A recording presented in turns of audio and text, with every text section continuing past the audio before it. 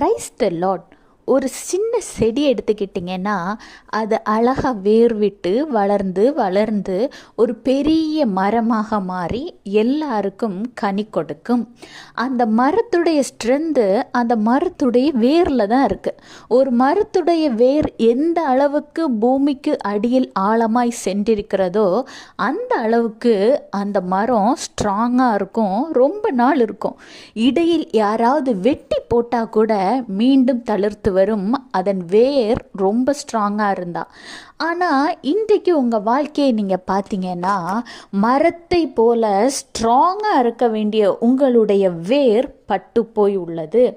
உங்கள் சூழ்நிலை, உங்கள் சிச்சுவேஷன், உங்களுடைய பாடுகளின் நிமித்தம் ரொம்ப சோர்ந்து போய் இலைகளெல்லாம் உதிர்க்கக்கூடிய நிலைமையில், ரொம்ப சோர்ந்து போன நிலைமையில் உங்கள் வாழ்க்கை இருக்குது. ஒரு செடி எப்படி பட்டு போய் சோர்ந்து போய் இருக்கிறதோ அது போல தான் உங்கள் மனது இருக்குது. ஆனால் வெளி உலகத்துக்கு ரொம்ப சிரிச்சுக்கிட்டு சந்தோஷமாக உங்களுடைய ஃபீலிங்ஸை வெளியில் காட்டாமல் ரொம்ப ஜாலியாக இருக்கிற மாதிரி இருக்கிறீங்க. உங்கள் மனதின் வலி, உங்கள் வேதனை, உங்கள் துக்கம் உங்களுக்கு மட்டுமே அறியும். அப்படி தானே நினச்சிக்கிட்டு இருக்கீங்க. ஆனால் உங்கள் மன வேதனையை இன்னும் ஒருவர் அறிந்திருக்கிறார். அவர்தான் ஆண்டவராகிய இயேசு கிறிஸ்து. நீங்கள் யார்கிட்டையும் ஷேர் பண்ணலை, ஆனால் உங்கள் மனதின் வலியும் வேதனையும் துக்கத்தையும் உங்கள் உடன் இருந்துக்கிற ஆண்டவராகிய இயேசு கிறிஸ்து அறிந்திருக்கிறார். அவர் இன்றைக்கு உங்களை பார்த்து தான் சொல்கிறார். ஏசாயா 37:31, மறுபடியும் கீழே வேர் பற்றி மேலே கனி கொடுப்பார்கள். நீங்கள் இழந்து போன வாழ்க்கையை, இழந்து போன சந்தோஷத்தை மீண்டும் பெறுவீர்கள்.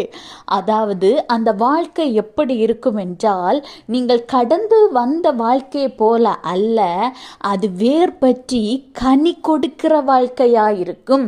பிறருக்கு உதவி செய்கிற, பிறரை எழும்பி நிற்க பண்ணுகிற, பிறரின் வாழ்க்கையை வேர் பிடித்து எழும்ப வைக்கிற ஒரு விலையேற பெற்ற பொக்கிஷமாக ஆண்டவர் உங்களை மாற்றுவார். எனவே இன்றைய சூழ்நிலையை குறித்து கவலைப்படாதீங்க. யாரிடம் நீங்கள் ஷேர் பண்ண வேண்டாம். உலக மனுஷங்கிட்ட ஷேர் பண்ணீங்கன்னா இன்னைக்கு அழகாக கேட்டுட்டு நாளைக்கே அதை சொல்லி உங்களை தூஷிப்பார்கள். ஆண்டவராகிய இயேசு கிறிஸ்துவின் சமூகத்தில் நீங்கள் விட்ட கண்ணீர் ஒரு துளி கூட வீணாகலைங்க.